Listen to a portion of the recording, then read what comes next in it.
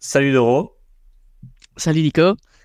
merci à toi d'être présente dans ce podcast ici. Le but de ce podcast, c'est que tu nous racontes un petit peu ton histoire et comment tu as pu perdre plus de 50 kilos. Je pense que ça va intéresser pas mal de personnes puisque de nos jours, en fait, comme tu le sais probablement, il y a plus de 50% de la population qui est soit en surpoids, soit en obésité.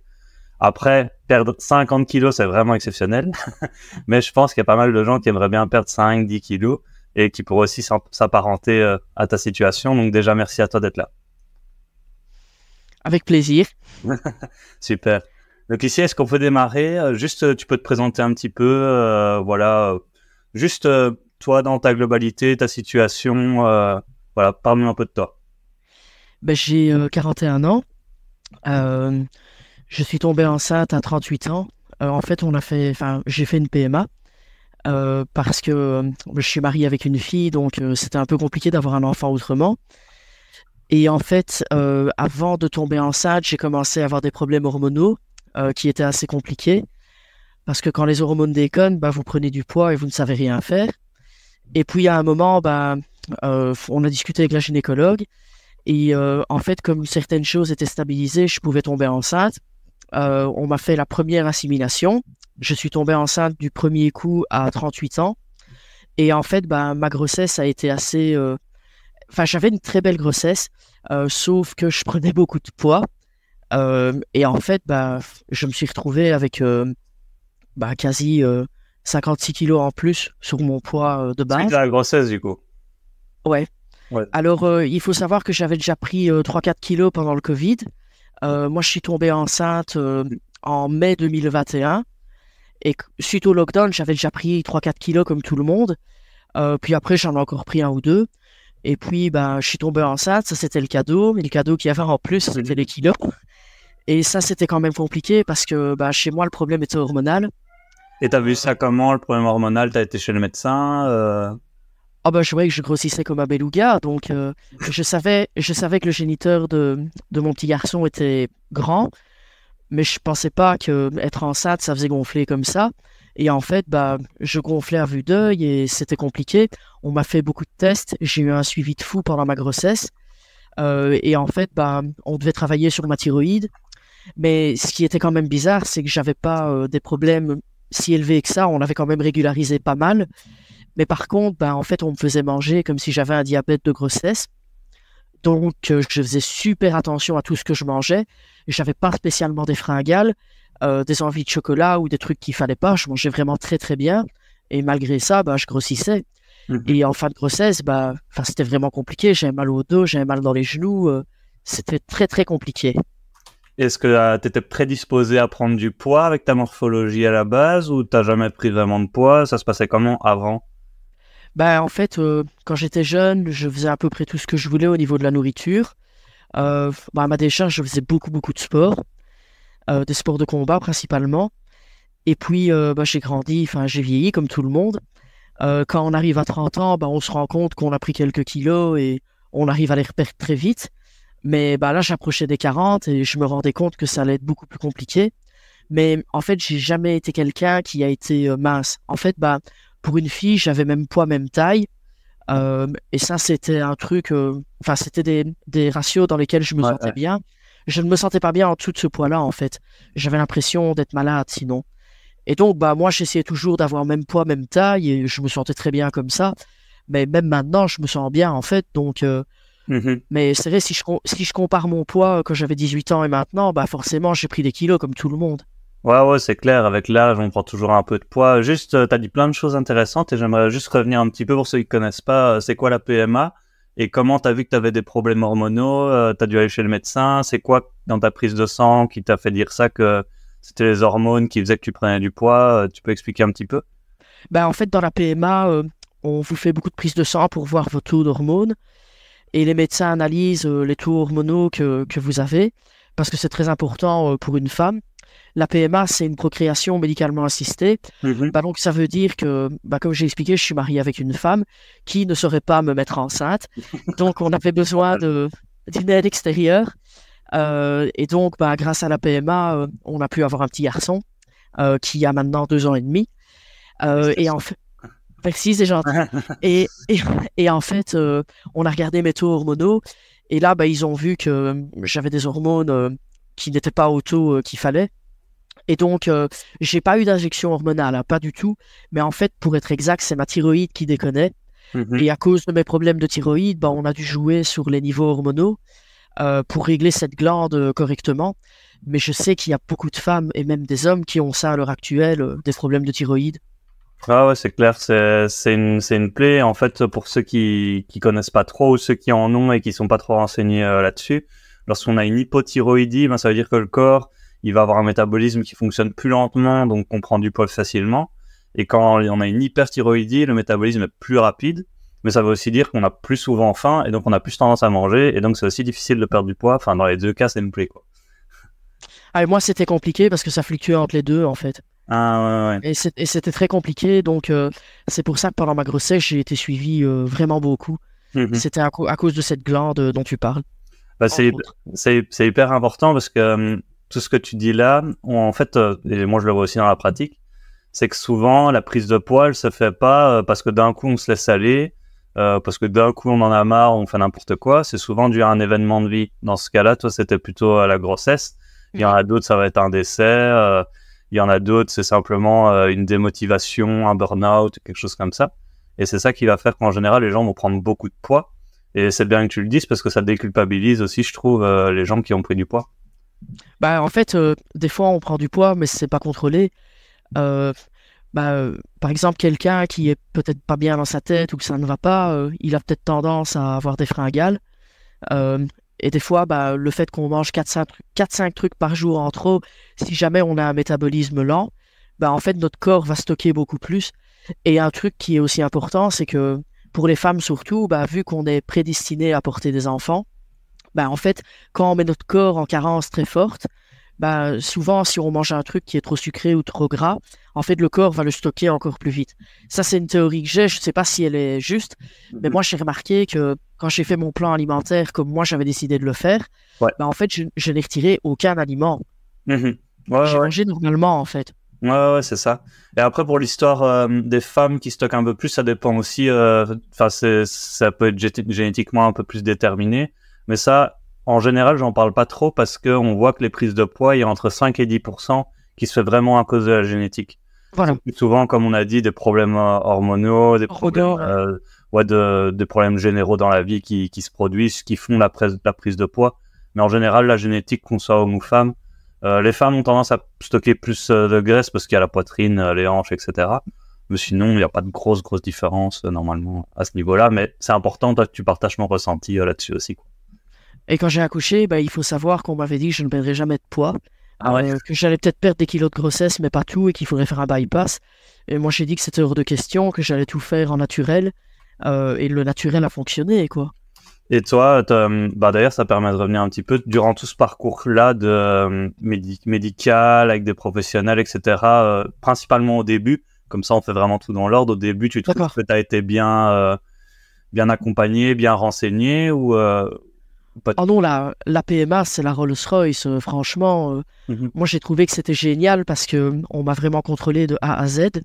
Et ça, c'était bien parce que, au moins, j'avais 38 ans, donc c'était important d'être contrôlé, comme j'approchais des 40 ans. Et le fait d'être contrôlé, c'était bien parce que, comme ça, on savait que tout allait bien. Et puis, c'est important, si certaines choses ne vont pas, il y a un enfant qui se développe dans le corps. Moi, j'ai envie que mon enfant soit bien configuré. J'ai envie, vous voyez, qu'il n'ait pas de problème à la naissance. Donc, moi, je trouve que c'est normal d'être suivi et d'être contrôlé en permanence. Et du coup, quand tu as eu ton enfant, durant cette période de grossesse, tu as pris du poids et du coup, tu as direct démarré toute seule ou tu as fait un accompagnement ou ça s'est passé comment quand tu as voulu commencer à perdre du poids? En fait, pendant la grossesse, je ne pouvais rien faire, je devais subir. Mais directement après, en fait, il y avait un phénomène compliqué, c'est que vu que mon corps avait pris énormément de kilos, il y avait plus de poids sur mes articulations. Donc, en fait, j'avais des problèmes dans les genoux, j'avais très très mal. Il y a des fois où je devais me lever, ça tirait. Alors, du coup, j'ai commencé à consulter pour voir ce qu'il y avait. Et on m'a dit, ah, bah écoutez, il faut prendre des anti-inflammatoires, etc. Mais le problème, c'est qu'à l'époque, j'allaitais. J'ai fait de l'allaitement exclusif pendant 1 an avec mon petit garçon. Et bah, j'étais pas trop pour de prendre des cachets parce que tout ce qui passait dans mon sang allait passer dans mon lait. Comme le lait, je pense que c'est de la protéine de sang synthétisée. Donc, du coup, bah, c'était mauvais pour mon petit garçon. Et alors, moi, j'ai dit, bah, pour moi, le meilleur anti-inflammatoire naturel, c'est les Coolpack. Donc, en fait, bah, directement après ma grossesse, j'ai été dans une salle où on fait salle de kiné. J'ai trouvé un kiné qui a compris que je refusais de rester comme ça et que je voulais vraiment me bouger. Et en fait, bah, il m'a laissé reprendre le sport petit à petit. Mais je me rappelle qu'au bout de 15 jours, je refaisais déjà des squats, en fait. Alors, bah, oui, quand vous avez le poids, ça fait mal. Mais en fait, je me rappelle que souvent, je faisais 30-40 minutes de séance. Je prenais le petit avec, il était encore dans le maxi-cosy. Et la fin de ma séance, bah, c'était une demi-heure de massage, plus des Coolpack sur les genoux, parce que j'avais mal. Mais moi, je partais du principe que mon muscle n'avait pas travaillé pendant un moment. Et si je ne le faisais pas travailler, bah, il n'allait jamais plus travailler, en fait. Donc, bah oui, je suis passé par une phase où il fallait que je me fasse mal en sport. Et à ce moment-là, tu avais 50 kilos environ En plus, ouais. En plus, ouais, c'est ça. Donc, tu as eu très difficile à reprendre, quoi. Bah oui, mais après, bah, c'est comme le vélo, ça s'oublie pas. Voilà. Ouais, ouais.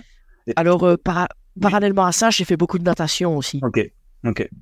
Et je voulais aussi te demander, est-ce que tu as eu un déclic à un moment, ou alors toi, tu l'as eu directement après la grossesse, tu as dit, ah non, c'est pas possible que je reste comme ça. Moi, c'était directement après la grossesse. Je voulais pas rester comme ça, bah, déjà pour ma santé.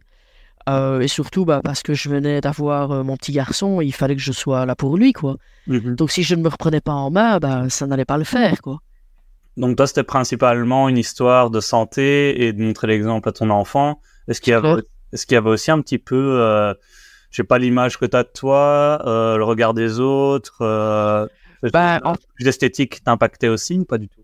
En fait, c'est vrai que j'avais fait un shooting photo pendant ma grossesse de chaque mois. Et en fait, je regardais et je me disais, ben allez, mais je suis vraiment un beluga, quoi. Et pour finir, tous les mois, je me mettais un nom d'animal marin différent. Mais, enfin, allez, c'est pas cool du tout de te voir comme ça devant la glace. Alors oui, je sais, il y avait un enfant dans mon ventre, mais bon, c'est quand même effrayant, quoi.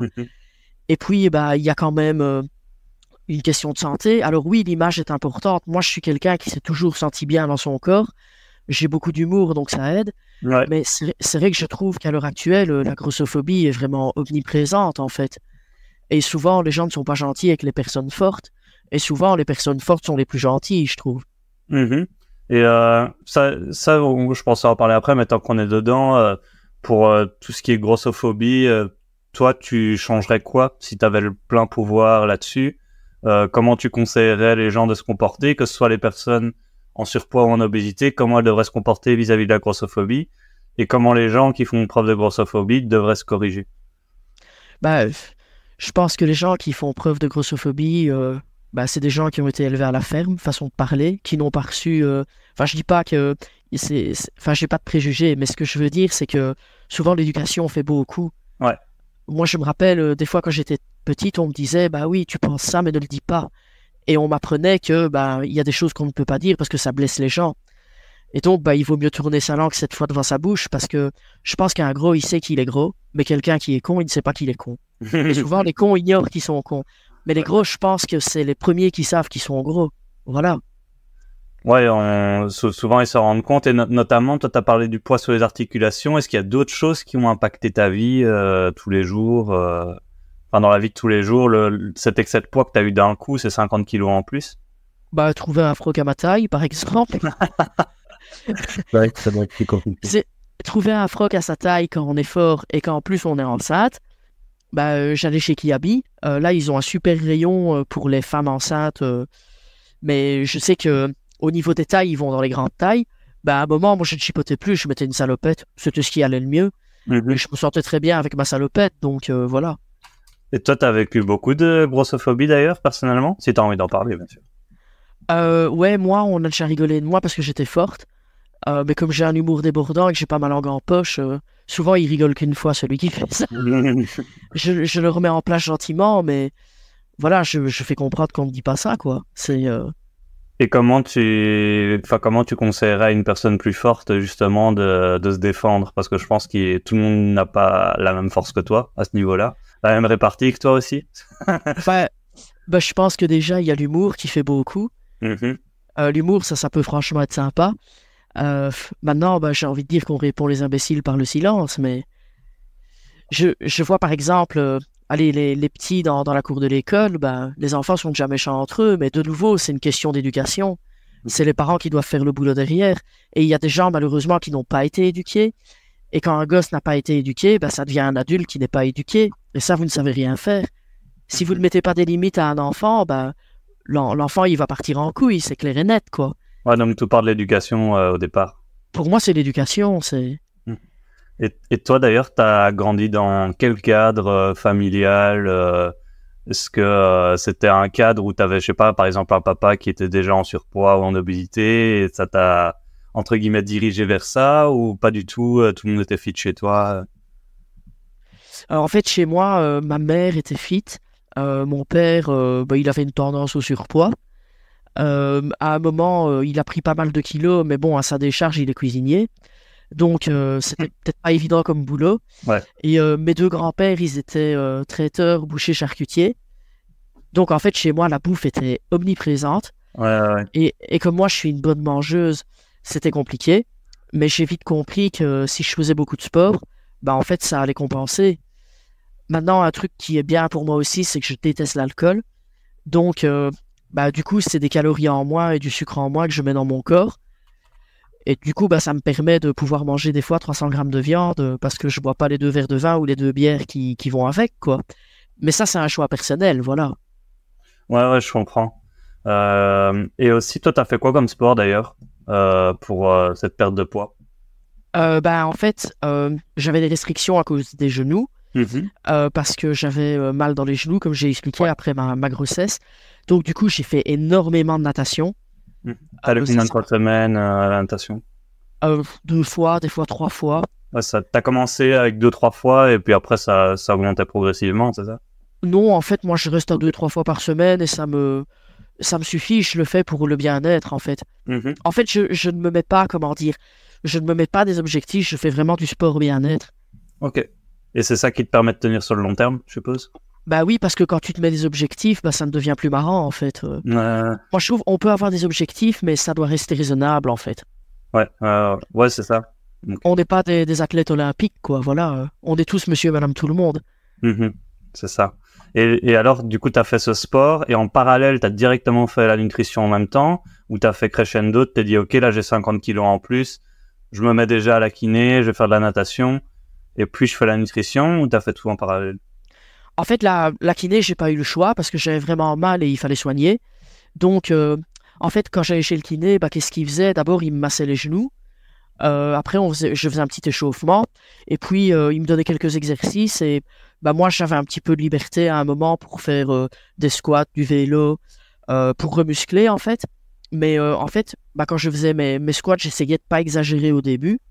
Et le vélo, j'en faisais parce que ça, c'est quand même moins contraignant que la course à pied quand on a des problèmes dans les genoux.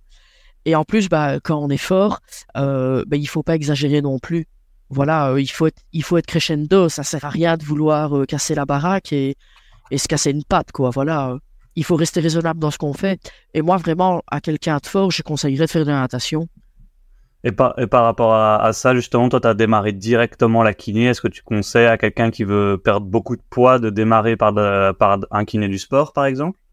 En fait, s'il a des problèmes quelque part dans les genoux ou dans une cheville, je pense qu'il aura un avis médical qui lui dira de faire de la kiné. Mais enfin, c'est pas qu'on va chez le kiné boire un café, quoi. Si on y va, c'est qu'il y a un problème physique, en fait. Ouais. D'ailleurs, là, ça permet de faire une belle transition par rapport au mental. Toi, comment tu te sentais par rapport à cette perte de poids? Et toi, c'était quoi ta mentalité, ton mindset quand tu voulais perdre ce poids-là? En fait, moi, je voulais être bien dans mon corps. Et le fait de faire du sport, ça m'aère vraiment l'esprit. Et je suis très créative au niveau de mes séances. Donc, en sport, je ne m'ennuie jamais. Je fais toujours des trucs qui m'amusent, que ça soit hors de l'eau ou dans l'eau. Et du coup, pour moi, c'était un plaisir d'y aller, en fait. c'était vraiment le sport bien-être. Mhm. Et toi, t'as trouvé ce plaisir dans la salle de sport. Est-ce que, imaginons quelqu'un qui n'aime pas la salle de sport, toi, tu conseillerais de faire quoi? D'aller uniquement vers ce qui nous fait plaisir ou de faire un sport en particulier? Bah, la natation, je reviens dessus, pour moi c'est très très bon, ça fait travailler tous les muscles. Mhm. En natation, vous savez travailler le gainage aussi. Il y a une manière de mettre le pull boy pour travailler le gainage et ça marche. Maintenant, bah, l'aquabike, c'est un sport qui marche très bien aussi pour les gens forts. Moi, je fais au moins 2-3 fois par mois des séances d'aquabike parce que j'adore. Déjà, j'adore la musique et je m'amuse bien à ces cours-là, mais j'en ferai pas toutes les semaines, voilà, c'est occasionnel. Mais par contre, bah, moi, c'est très comique, mais quand je fais du sport hors de l'eau, bah, soit je suis toute seule, soit on est à deux, avec un copain ou une copine, et en fait, on s'entraîne mutuellement, ou alors je m'entraîne toute seule, ça dépend un peu comment ça se met. Et toi, enfin, ce qui me frappe avec toi, parce qu'on se connaît maintenant depuis peut-être quasi un an, ce qui me frappe, c'est que tu as quasi une mentalité de sportif de haut niveau, mais dans la perte de poids générale, on va dire. Et t'es une des seules personnes chez qui j'ai remarqué ça. Comment est-ce que tu as fait pour avoir ce mindset-là, cette régularité dès le départ et cette motivation dès le départ aussi, ce qui est parfois difficile dans un parcours de perte de poids, quoi. Bah, en fait, je savais que j'avais pas le choix, que si j'en perdais pas, bah, j'allais avoir des problèmes après. Et je savais surtout que j'arrivais à un âge critique, 40 ans. Et bah, en fait, tout le monde me disait, ouais, on sait pas perdre de poids, c'est pas vrai, à ton âge, ça marche pas. Bah, si, ça a marché.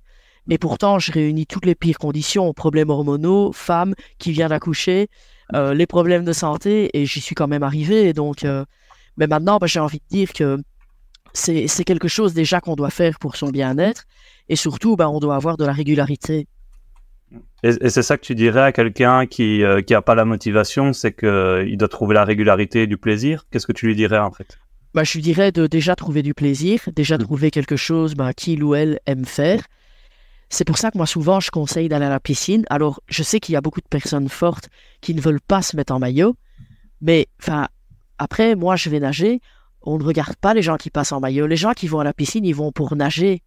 Ils ne vont pas pour mater. S'ils veulent mater, ils vont aller au sauna, au hammam, ils vont aller à Bredon, il y a une plage aussi. Mais là, à la piscine, les gens vont pas pour ça. Les gens vont nager. Donc, en fait, que vous soyez mince, gros, n'importe quoi, les gens s'en foutent, ils vont nager. Donc, il faut pas être gêné, il faut y aller.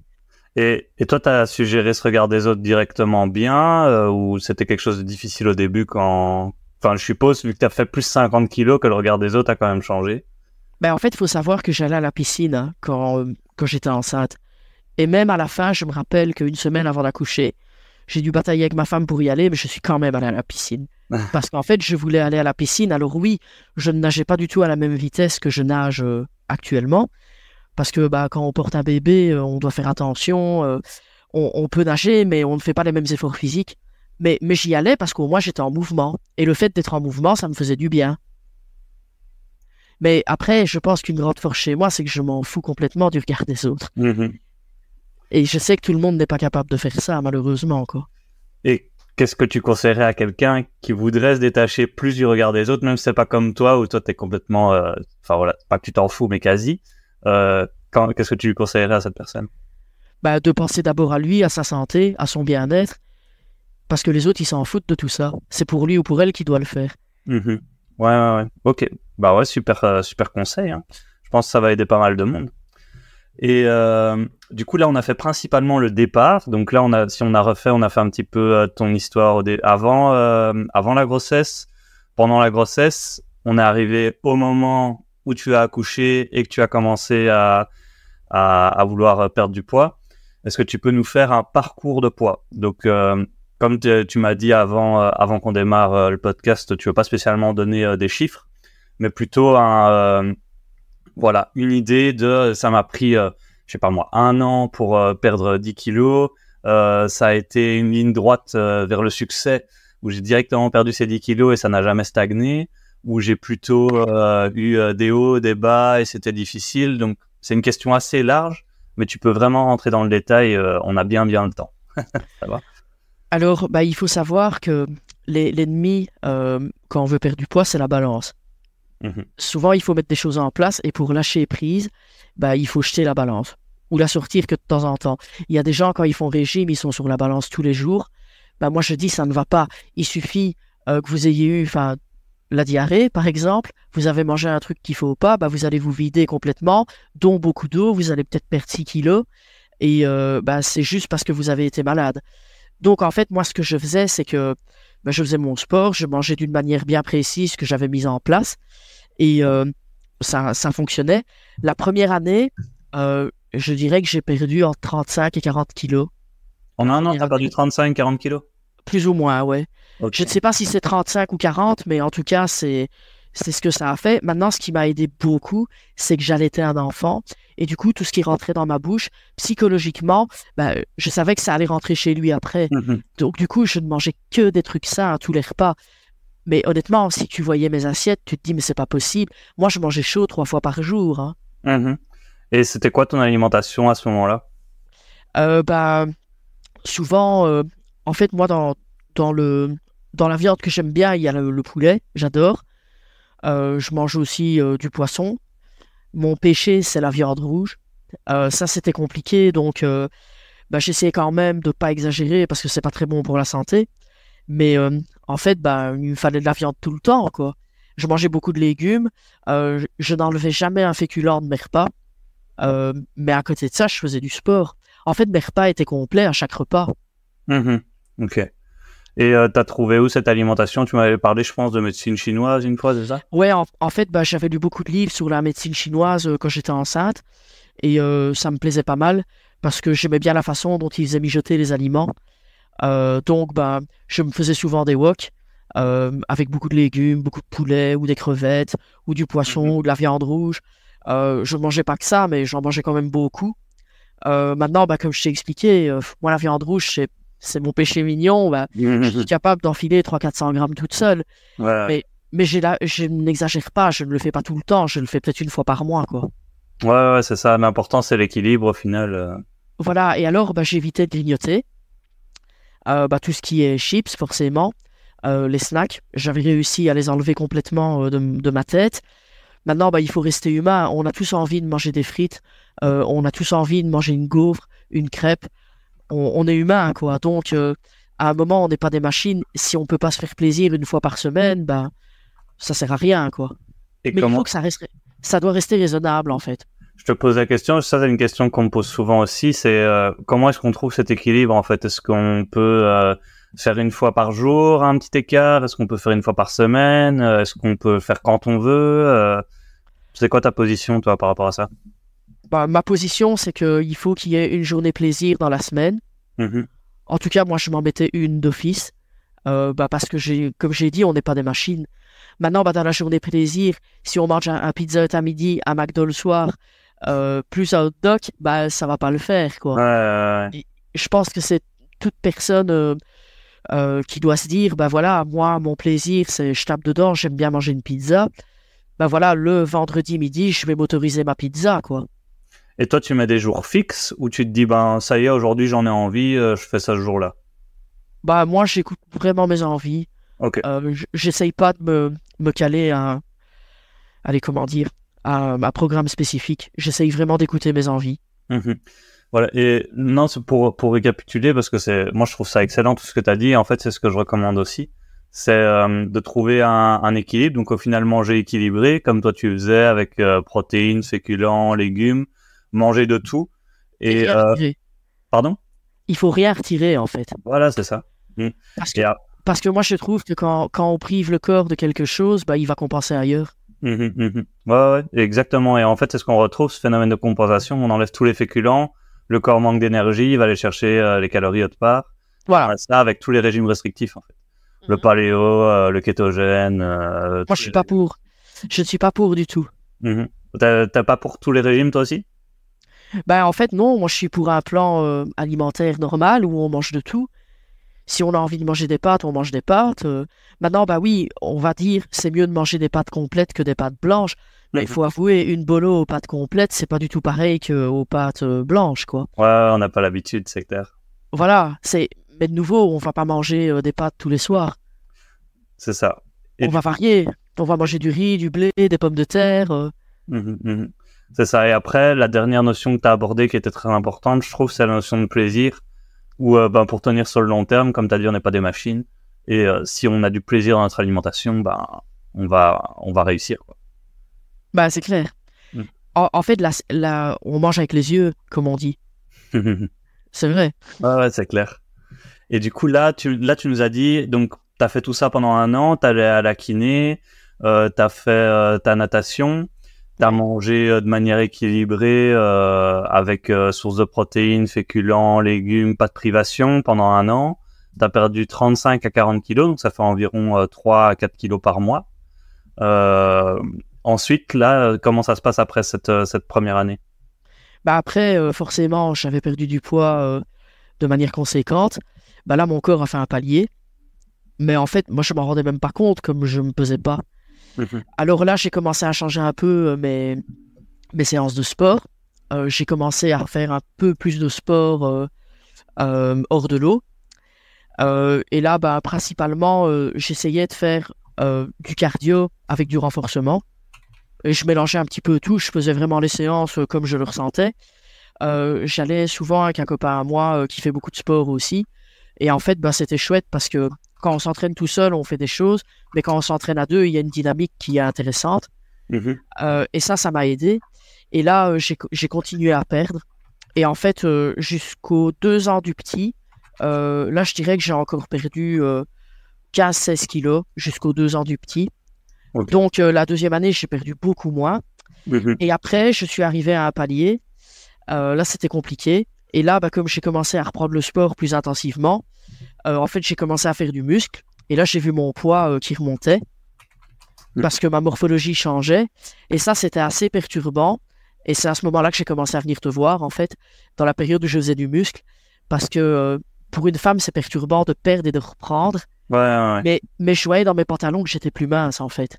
Donc, c'était agréable parce que ça remontait sur la balance, mais j'étais plus musclé, en fait. Ouais, ça, donc malgré l'augmentation du poids, tu voyais quand même l'augmentation, voilà. La diminution dans tes vêtements, je voulais dire. Voilà, et maintenant, j'ai envie de dire que je suis dans la partie la plus difficile parce que maintenant, j'aimerais bien encore perdre au moins 15 kilos. Mais le problème, c'est que les derniers kilos à perdre sont les plus durs. Mais moi, je sais que ce que j'ai fait a fonctionné. Pourquoi? Parce que j'ai eu un arrêt très long suite à une petite opération que j'ai eue récemment. J'ai dû rester quasi 3-4 semaines à l'arrêt. Donc ça, c'était compliqué. Pas de sport du tout, quoi. Voilà, pas de sport du tout. Et alors, juste avant cette opération, je suis parti 3 semaines en all-in en vacances avec mon enfant et ma femme. Et on était dans un hôtel où on mangeait... Enfin, moi, des fois, je prenais 3 assiettes. Hein. Et j'ai pas repris 1 kilo. Donc, je sais que ce que j'ai fait marche et que c'est stabilisé, en fait. Ouais, c'est ça. Donc, tu as la gestion aussi. Ça, c'est une notion hyper importante que tu abordes. C'est tout ce qui est gestion des extras, moi, j'appelle ça. Et c'est simplement le fait que, oui, même en vacances, au resto, durant les périodes de fête, on peut se faire plaisir. Et après, en général, même si on prend un petit kilo ou deux, après 2 semaines, il est reparti et on repart sur... C'est clair. Et moi, ce que je fais dans les périodes extra où j'ai pas de sport et je suis dans un hôtel all-in où on peut manger comme des cochons, en fait, quand j'ai vraiment envie de retourner au buffet, je me fais une assiette de crudité, en fait. Ouais, je prends de la viande blanche. Maintenant, je ne mange pas un poulet entier, on s'entend bien, mais moi, je suis capable d'en ingurgiter un demi toute seule, quoi. mais j'essaye de manger beaucoup de légumes. Et de nouveau, je prends des féculents, mais j'en mange, sans exagération, en fait. Quand j'ai faim, en fait, je reprends des légumes. Et tu gardes une activité physique durant tes vacances ou tu... Je fais de la plongée. Ok. C'est quand même... Enfin oui, porter l'équipement jusque dans l'eau, c'est physique. Mais après, quand vous êtes dans l'eau, vous ne sentez plus le poids de l'équipement. Et oui, c'est quand même physique, mais je pense pas que ça soit aussi physique que les entraînements que je fais en salle, en fait. Ouais, c'est ça. Donc, tu gardes un minimum pour pouvoir... limiter la casse. Ouais, c'est ça. Okay. Ouais.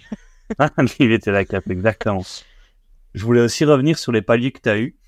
Du coup, dans ta première année, tu n'as pas du tout eu de palier. C'était vraiment une ligne droite. Tous les mois, tu perdais C'était une ligne droite. La première année, je voyais vraiment que ça...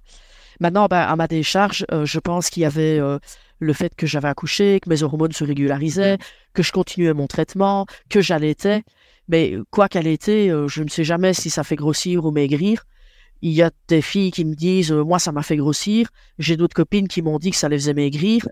Je crois que ça dépend d'une femme à l'autre, en fait. Et je ne suis pas médecin, donc je ne sais pas exactement ce qui se passe dans le corps. Bah, théoriquement, en tout cas, moi, de ce que je connais, l'allaitement, c'est une action qui brûle plus de calories que d'être simplement assis. Je pense. Donc, théoriquement, une femme qui allaite, elle perd son poids de la grossesse plus facilement. Après, c'est ça que je dis. C'est ça que je dis que ma première année peut être un peu faussée parce que j'allaitais mon enfant, quoi. Et aussi remettre dans le contexte, toi, t'as pris beaucoup de poids en une période très courte. Mais du coup, c'est pas comme s'il était installé depuis 10 ans. Et quand il est installé depuis 10 ans, c'est un petit peu plus difficile à perdre que quand tu t'y mets direct, quoi. Non, maintenant, c'est pas évident. Maintenant, moi, je pense que le corps, des fois, on fait des régimes restrictifs où on dit on enlève le gras, on enlève le sucre. Moi, je pense pas que c'est bon parce que je pense que le corps, il a besoin de gras pour fonctionner. On peut pas fonctionner sans graisse, on peut pas enlever l'huile. C'est comme si on dit on enlève les féculents. À un moment, on tombe là, quoi. Enfin, moi, je pense qu'une fille de 52 kilos, elle peut dire, OK, je mange une patate, une pomme, des concombres et 2 tranches de pain, ça va fonctionner. Moi, tu me fais manger comme ça, je passe à travers la porte parce que je deviens folle, en fait. Ça correspond pas du tout à ce que j'ai besoin, en fait. Ouais, c'est super important parce que l'individualisation, la personnalisation, c'est ce qui fonctionne le mieux, quoi. Que ce soit adapté à toi. Et souvent, je vois, il y a des influenceurs, un cachet, prenez ce cachet-là, ça fait... Enfin, il faut pas faire ça. Moi, je suis complètement contre tout ce qui est cachet, opération, injection d'hormones. C'est mauvais, en fait. Et t'as déjà essayé ces solutions-là, toi, ou t'as jamais tombé dans le panneau, entre guillemets? En fait, j'avoue qu'une fois, quand j'étais jeune, j'avais pris 4 kilos, je me dis, oh tiens, je vais essayer un cachet. Et en fait, c'est un laxatif, quoi. Et dès que tu bois du gras, enfin, désolé pour l'expression, mais tu vas à la toilette et c'est liquide, mais pas par le trou habituel, quoi. Je ne suis pas hyper convaincu, en fait. Ouais. C'est pas une solution durable pour toi. Non, maintenant, ce qui est compliqué, c'est que souvent, les gens, ils mangent le soir. Et les gens, ils ont tendance à dire, mon repas principal, je le fais le soir. Mais souvent, c'est pas bon. Il vaut mieux essayer de manger un petit peu plus à midi et manger chaud. Et si c'est pas possible, il y a moyen de faire des salades bien agencées qui sont froides, mais avec tout ce qu'il faut. Et peut-être le soir, au lieu de prendre 150 grammes de féculents, on prend 100 grammes, par exemple. Ouais, donc de mieux répartir sa nourriture sur la journée pour pas avoir un gros craquage au soir, en gros. C'est ça, parce que j'ai remarqué que beaucoup de gens ont des fringales vers 17h. Il y en a, c'est sucré, il y en a, c'est salé. Moi, ça m'arrive quand j'ai faim et qu'il est 17h. Si je sais que je vais souper, moi, je soupe tôt avec mon fils comme il est tout petit. Je lui mets des rythmes pour que ça soit régulier. Si vraiment, vraiment j'ai faim, je sens que ça va pas, je vais manger une banane, par exemple, ou un avocat, et je me dis, OK, j'ai mangé ça, c'est déjà rempli. Et du coup, au souper, moi, je vais me dire, OK, je vais manger un peu plus de viande et de légumes, mais je vais quand même manger des féculents, je vais pas les enlever. Ouais, c'est hyper intéressant et c'est vrai que moi c'est ce que je recommande exactement aussi. Des fois je mets même plus de nourriture aux gens et en mangeant plus sur la journée ils perdent du poids parce que avant ils avaient ce phénomène de craquage, de compensation le soir qui les empêchait de perdre, alors quand c'est mieux réparti ça disparaît complètement, quoi. Mais maintenant il faut pas mentir, je reste humaine, hein. De temps en temps je m'autorise un truc que j'aime bien, mais je sais ce que je peux manger ou pas parce que je sais ce qui est bon pour mon corps ou pas. Ouais, c'est ça. Donc, tu te connais très, très bien maintenant. En fait, je me connais et maintenant, j'arrive même à dire quand j'ai plus faim. Ouais, c'est parfait ça. Et d'ailleurs, tes sensations alimentaires, toi, dire quand t'as plus faim, quand t'as encore faim, elles ont toujours été bonnes.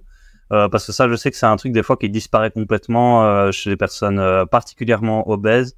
Les personnes en léger surpoids, ça y a moins. Mais vraiment, les obèses, ça m'arrive assez régulièrement. Et quand ils me disent, je sais plus quand j'ai pas faim, moi, parfois, je me retrouve un petit peu bloqué aussi. Donc, toi, est-ce que tu as toujours eu ça ou tu as des méthodes pour la retrouver?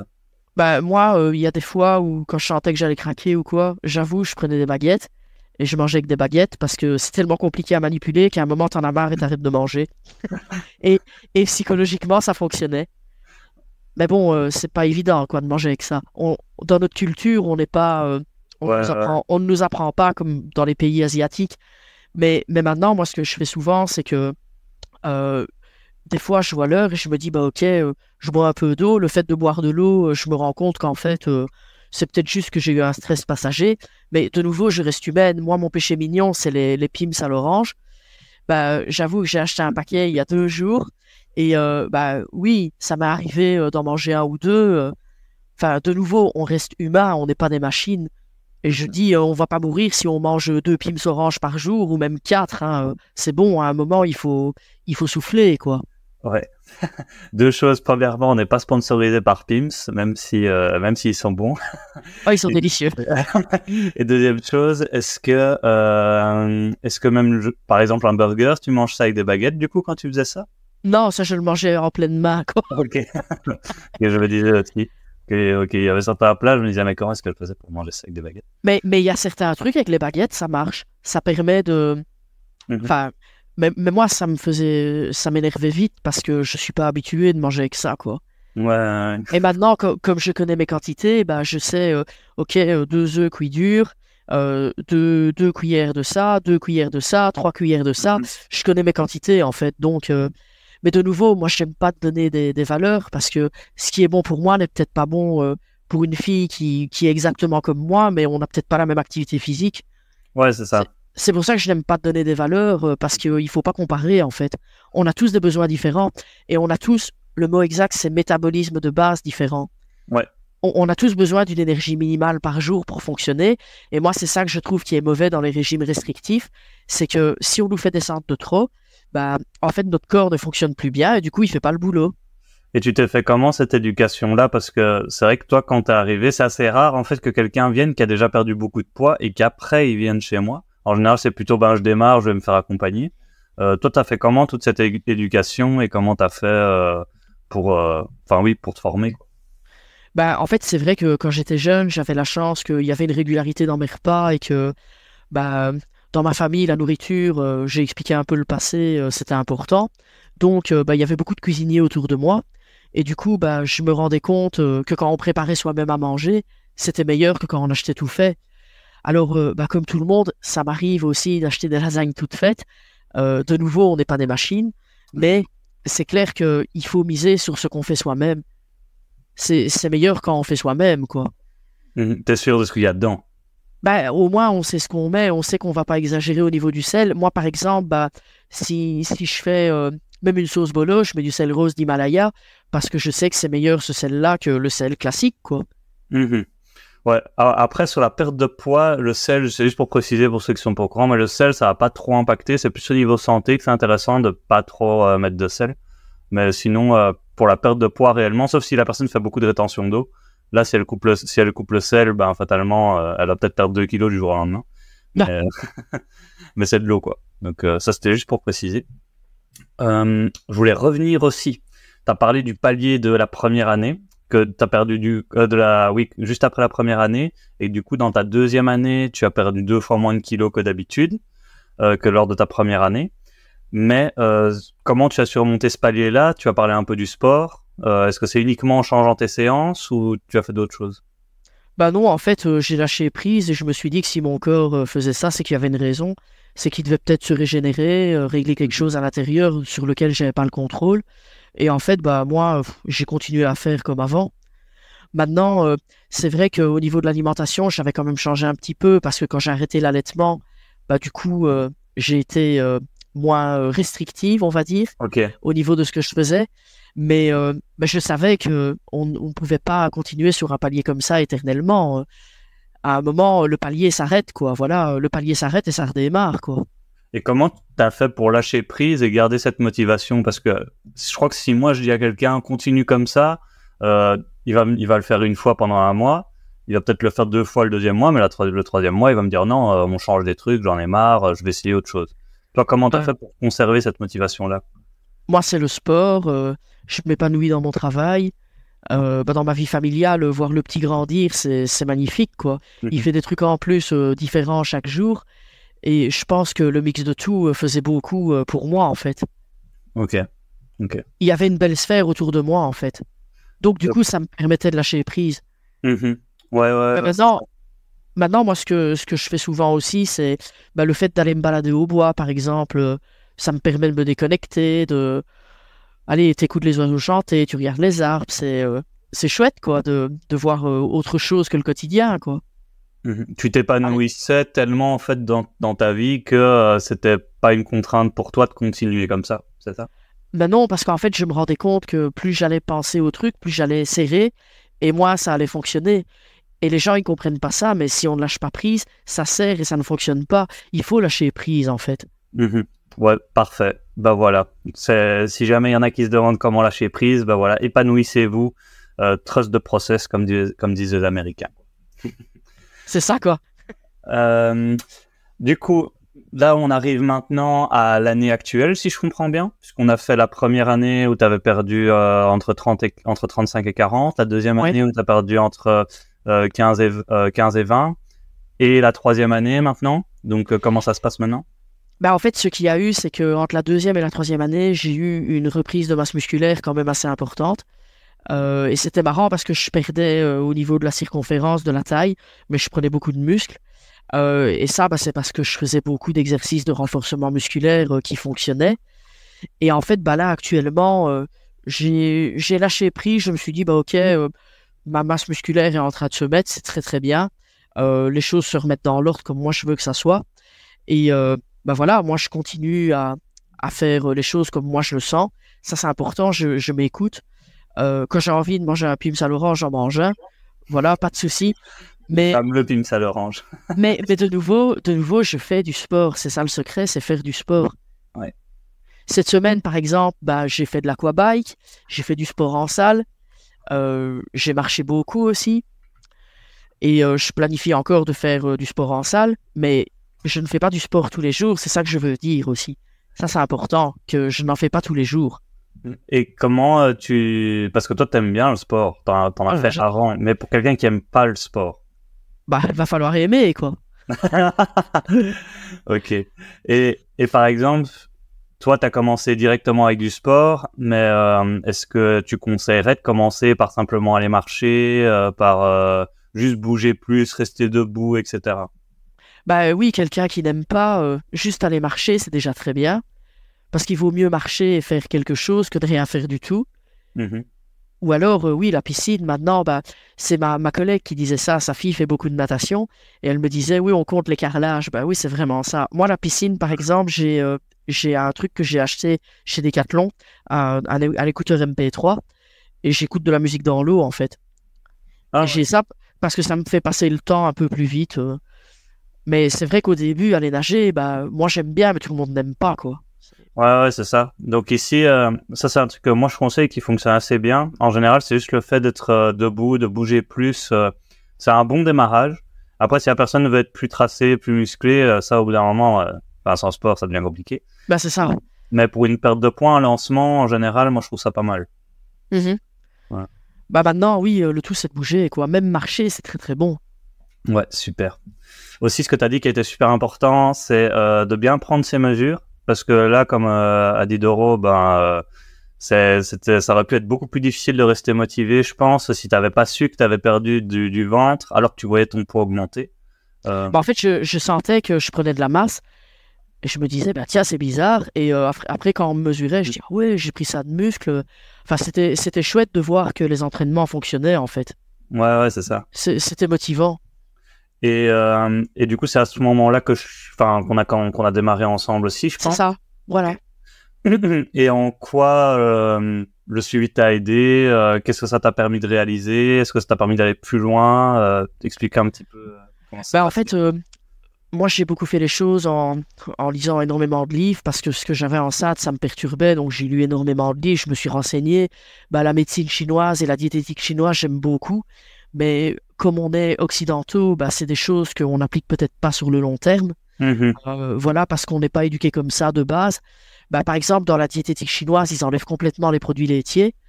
Moi, ça m'arrange un peu parce que je suis intolérante au lactose. Mais bon, malgré tout, on peut utiliser du lait d'amande, de la crème de soja, et c'est quand même très très bon pour la santé.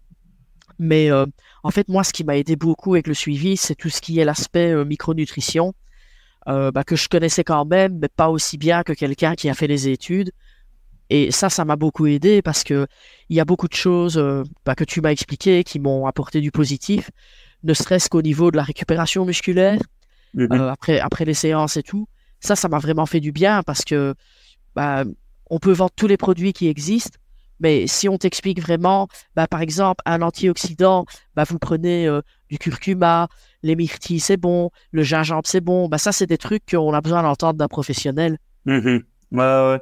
Et au final, toi, en fait, tu étais arrivé avec une alimentation qui était déjà assez équilibrée et on avait juste peaufiné certaines choses. Voilà. Et pour la micronutrition, au final, c'était juste checker que tu n'as rien oublié.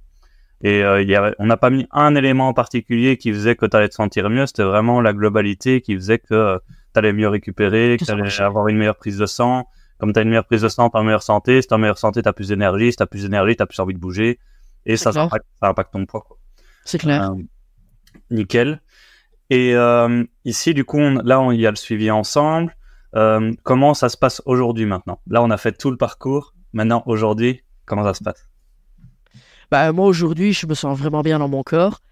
En fait, quand j'avais 18 ans, je m'imaginais à 40, 41 ans et je me disais comment est-ce que je serais. Et en fait, je suis vraiment contente du résultat. Donc, je suis en accord avec moi-même. Donc, maintenant, c'est vrai que oui, j'aimerais bien perdre ces 15 kilos, mais je sais que si je les perds super vite et que je fais trop de restrictions, je vais le payer après. Donc, je me dis, ça va, le boulot que j'ai fait est déjà très, très bien. Donc, je ne vais pas faire un drame. Mes 15 kilos, si je les perds même en un an ou deux, en fait, je ne me prends pas la tête. Je sais que plus on les perd doucement, plus ça va fonctionner, en fait. Ouais, t'es hyper résiliente par rapport à ça. Et même quand tu vois un peu ton poids augmenter, tu dis, allez, qu'est-ce que je peux faire pour améliorer les choses voilà. Est-ce que c'est du muscle? Ça, c'est aussi des trucs qu'on peut vérifier ensemble aussi. Est-ce que c'était plutôt du muscle? Est-ce que tu as perdu au niveau des mesures aussi? Pour ceux qui n'ont pas les moyens d'avoir un matériel plus professionnel, les mesures, ça fonctionne super bien aussi.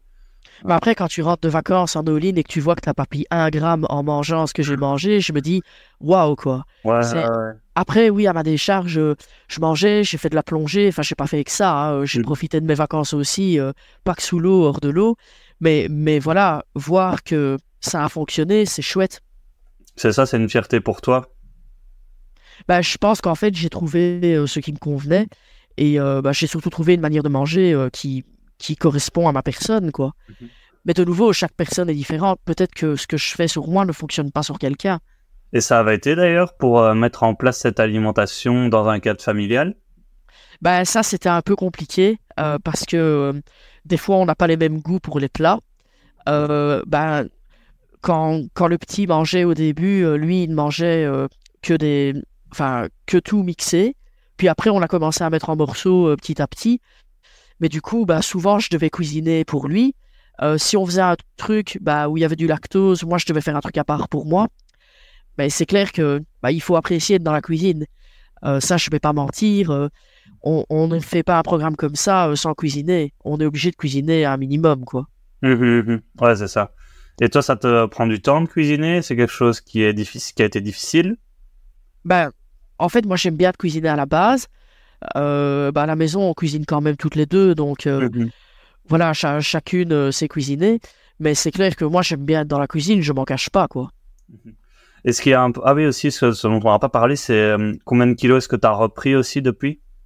En fait, quand j'étais arrivé au plus bas et que je suis remonté, j'ai repris 6 kilos, 7 kilos, un truc comme ça. 6-7 kilos, c'est ça, mais tout en perdant quand même des mesures.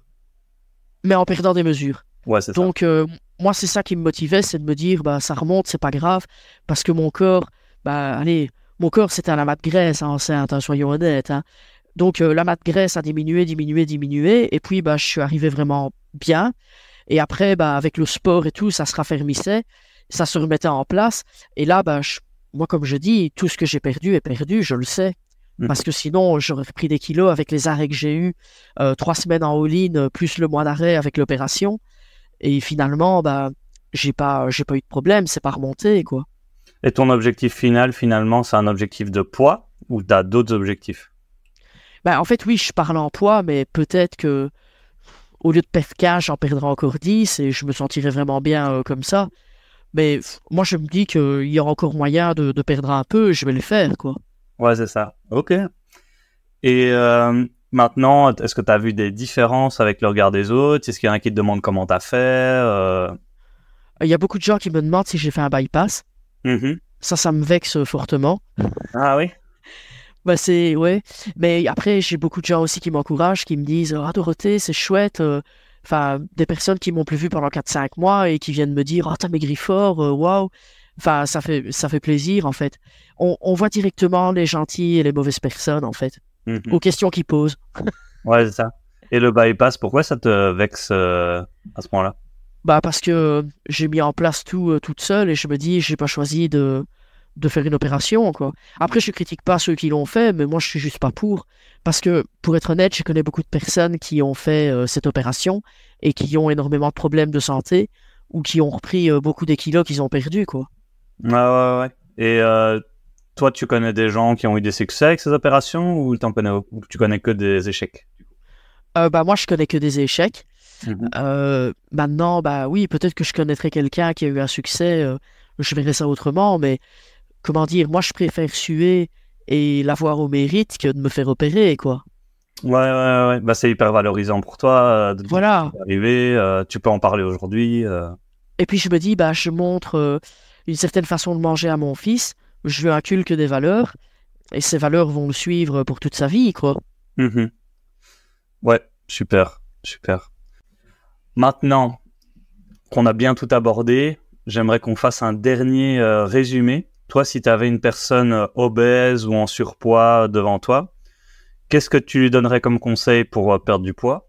Qu'est-ce que tu lui donnerais comme conseil pour pouvoir s'accepter durant tout ce processus? Parce que comme tu as dit, il y a la grossophobie qui peut jouer, qui peut démotiver.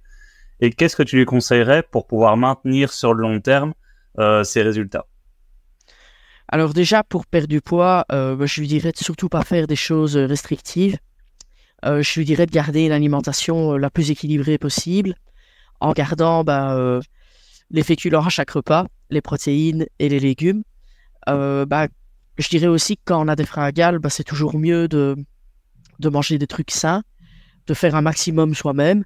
Parce qu'en fait, on peut manger des trucs sucrés, mais il vaut mieux le faire soi-même et contrôler ce qu'on va avaler. On peut manger un morceau de tarte, mais on ne mange pas un quart de tarte, c'est ça que je veux dire, quoi. Et surtout, garder des aliments plaisir, des trucs qui nous motivent vraiment. Et on se dit, je prenais l'exemple de la pizza, j'adore manger ma pizza une fois par semaine, pourquoi se priver en fait? Il faut la manger.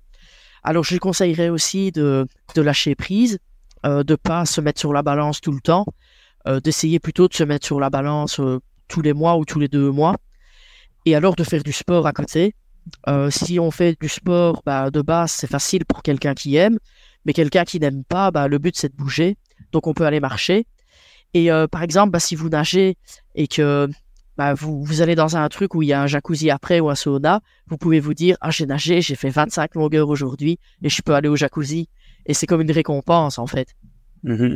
Ouais, super bien ça aussi. Et ça, en fait, c'est vraiment quelque chose qui fait partie du bien-être. Parce que, en fait, le régime, ce n'est pas que ce que vous mettez dans votre bouche et que ce que votre corps fait, c'est aussi mental. C'est pour ça que le lâcher-prise est important. Et par rapport à l'acceptation de soi, comment est-ce que tu le conseillerais? Moi, j'ai envie de dire, quand on est gros, c'est qu'on est gros, et quand quelqu'un vous fait une remarque et qu'il est con, il sait pas qu'il est con, donc moi, je pense qu'il faut avoir un humour démesuré, en fait, par rapport à ça. Un humour démesuré ou alors ignorer. Ok. L'ignorance, ouais, ça fonctionne aussi. Oui, quelqu'un qui vient vous dire un truc et vous lui riez au nez ou vous faites semblant que vous n'avez rien entendu, je pense que ça peut faire mal, quoi. Et toi, tu as parlé aussi des compulsions. Comment est-ce que tu conseillerais quelqu'un qui a des compulsions alimentaires, justement, qui n'arrive pas à se limiter à un morceau de tarte ou à un petit biscuit et qui doit s'enfiler toute la boîte? Il y a aussi, par exemple, je sais pas, on peut avoir une contrariété, un trouble passager.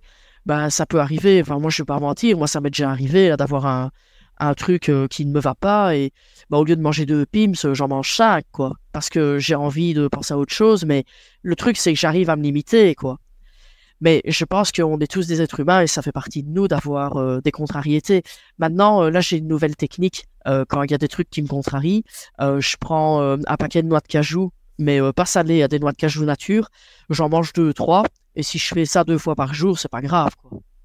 Ouais, Ouais, là, t'en as pas mangé beaucoup. Mais moi, je rencontre pas mal de personnes qui me disent, moi, ce paquet-là, je dois le manger Ah entier. ouais, ouais, ça c'est un peu plus compliqué. Ouais, c'est ça. Et donc, pour ces problèmes-là, soit si c'est physiologique, comme on a dit, si la nutrition est mieux répartie durant la journée, en général, ces compulsions-là disparaissent. Mais lorsque c'est plus d'ordre émotionnel, l'alimentation émotionnelle, c'est pas quelque chose dont on a trop parlé. Je sais pas si toi, tu subis ça au quotidien ou pas du tout. Moi, ça m'est déjà arrivé quelques fois d'avoir ça, mais j'arrive à me limiter. Ok. Et souvent, dès que j'ai ça, qu'est-ce que je fais? Je fonce à la salle de sport, en fait. Mhm. Je bois un verre d'eau et je vais à la salle de sport parce que je sais que c'est ce qui va me faire du bien. Parce que quand j'ai fini le sport, ma tête est vide et je me sens bien, en fait. Donc, tu vas pas au sport pour te punir, tu vas au sport pour te faire plaisir. Pour me faire plaisir. Ouais. Et en fait, je vis vraiment le sport comme un moment de bien-être. Ouais, parfait. Voilà, c'est ça que je voulais préciser aussi, parce que souvent moi j'entends, j'ai été courir 2 fois plus parce que j'ai été manger une pizza. Moi, je trouve que c'est pas une bonne manière de fonctionner mentalement, parce que ça veut dire que si on n'a pas été courir, on n'a pas le droit à sa pizza, alors que comme tu as dit, il faut conserver le plaisir et respecter ses envies, et que même si on n'a pas été courir, on devrait pouvoir s'autoriser sa pizza. Ah, moi, je trouve que même si j'ai pas su aller faire mon sport, si j'ai envie de ma pizza, je la mange, hein. Mhm. En fait, je ne veux pas me créer des frustrations parce que si j'ai des frustrations, je vais pas lâcher prise. Et Ouais. si je ne lâche pas prise, ça ne fonctionnera pas. Ouais, parfait. Moi, Doro, je suis super content de cet épisode. Est-ce qu'il y a d'autres choses que tu as envie d'aborder avant qu'on clôture? Non, enfin, moi, je trouve que c'est pas toujours évident de démarrer. Le plus compliqué, c'est démarrer. Et il faut trouver, quand on le fait, il faut trouver la raison pour laquelle on le fait, pour laquelle on le fait. Et en fait, le principal, c'est déjà de le faire pour soi, de se dire, je vais avoir une meilleure santé. Et ça, c'est important, quoi. Être en bonne santé, c'est primordial. Mhm. Voilà, santé, remise au centre de la perte de poids et pas uniquement l'esthétique. Oui, parce qu'il y a beaucoup de gens avec les réseaux sociaux. Moi, heureusement, je n'en ai pas. Mais je peux imaginer que pour les jeunes à l'heure actuelle, voir passer toutes ces figures emblématiques sur les réseaux sociaux, ça peut créer parfois des complexes. Et quand vous êtes un peu plus fort, forcément les autres regardent. Mais enfin, de nouveau, il faut pas se tracasser du regard des gens. Ça, je trouve que c'est vraiment le cadet de mes soucis, quoi. Ouais, super. Merci pour ce partage, merci pour ce moment, Doro. Je pense que ça va aider plein de monde qui se demandait comment perdre du poids. Là, ils ont tout un tutoriel complet avec tout l'historique de comment t'as démarré, dans quel contexte, c'était quoi tout le parcours, les hauts, les bas, la finalité. Et là, t'es encore en plein dedans, donc il y aura peut-être un autre épisode dans le futur à faire quand t'auras atteint ton objectif final. Bah ouais, parce que moi, je me dis qu'à un moment, je pourrais aussi motiver les gens, aller faire un genre de coaching ou quoi, ça me dérangerait pas, j'y pense, hein, parce que je Ouais. me dis que c'est un problème actuel dans la société et que ça serait pas mal de pouvoir aider les gens qui en ont besoin aussi, quoi.